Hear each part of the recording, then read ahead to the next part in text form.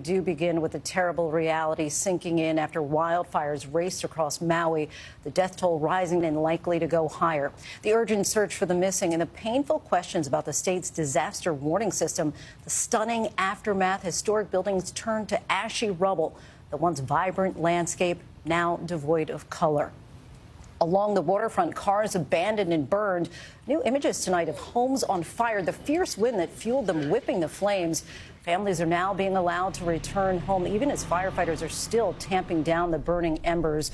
But some are coming back to very little and struggling to find a place to go. But in the midst of the staggering loss, there are stories of generosity and grace. The people of Maui tell us they are finding strength in community. ABC's Whit Johnson leads us off tonight from Maui. Across Maui tonight, the catastrophic toll of this historic disaster coming into focus. Oh my God, it's on fire. The massive fires claiming the lives of at least 67 people. I do not know what the final number is going to be, and it's going to be horrible and tragic when we get that number. And with no power, no internet, and no way to communicate in some places, authorities are still desperately trying to locate as many as 1,000 people. The shelters here overcrowded.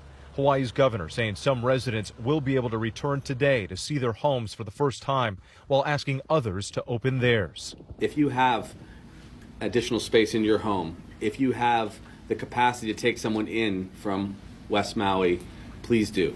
I got about within 2 blocks of my house and everything was engulfed with flames. You saw the fire? Saw the fire. Kessa Stoddard and her family lost their home in the fire, leaving everything behind in just 10 minutes.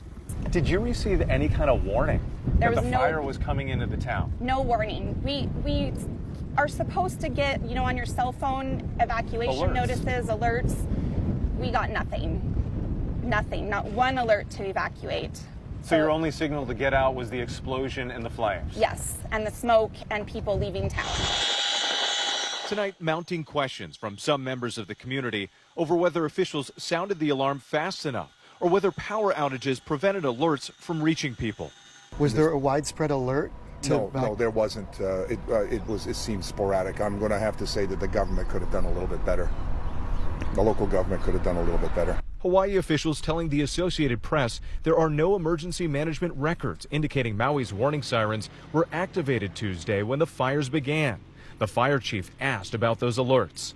Our department is not responsible for that. The fire that day moved so quickly that from where it started in the brush to where it moved into the neighborhood, communications back to those who make those notifications were physically and nearly impossible. In Lahaina, the once capital of Hawaii, which holds deep cultural and historical significance, the raging fires taking nearly everything. And we see it firsthand as we approach the harbor by boat. This is the historic Lahaina Town Harbor. I've been here a number of times over the years. This is my first time seeing it after the fires, and it's unrecognizable.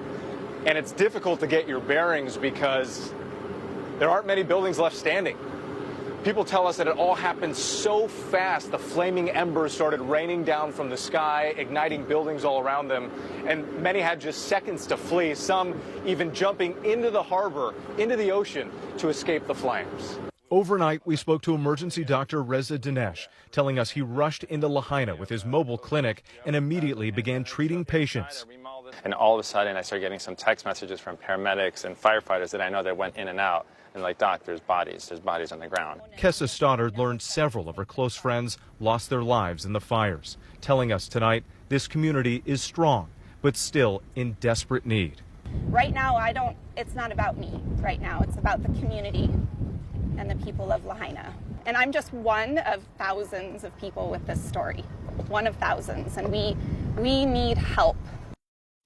The need is clear, and so too is the strength and spirit of the community there. Just incredible what that family had to endure. Now that authorities are allowing residents to return to their homes, what are you hearing from some of those families?